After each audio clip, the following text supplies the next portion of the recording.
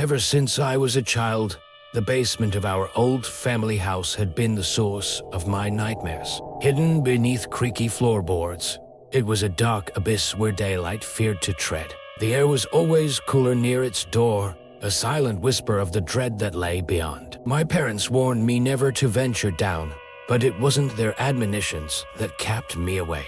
It was the noises, unearthly, inexplicable sounds that seemed to crawl up the stairs and slip beneath my door at night. Whispers, groans, and something that sounded like scratching against the walls. As a child, I imagined a creature from the depths of horror tales living in our basement.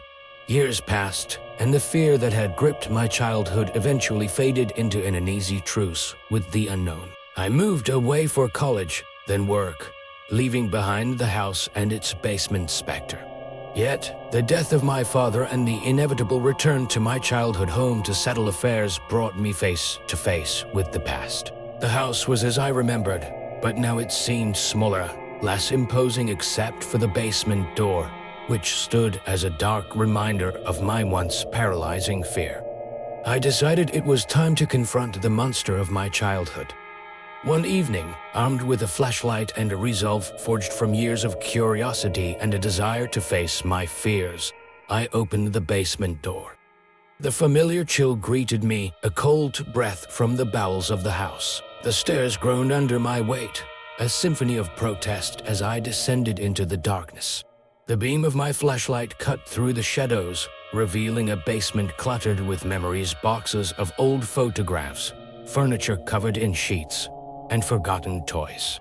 But it was the far corner of the basement that drew my attention, where the noises seemed to originate. As I approached, heart pounding, the air grew colder, denser, as if filled with the breath of something unseen.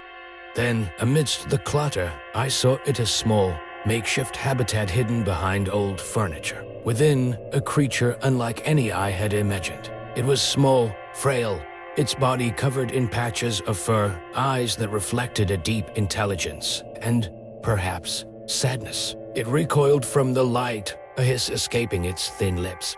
I realized then that this creature was no monster. Overcome with a mixture of relief and compassion, I began to leave food and water for it, creating a bond that transcended fear. When it came time to sell the house, I found myself at a crossroads. The basement creature, once the monster of my nightmares, had become a symbol of my childhood's misunderstood fears.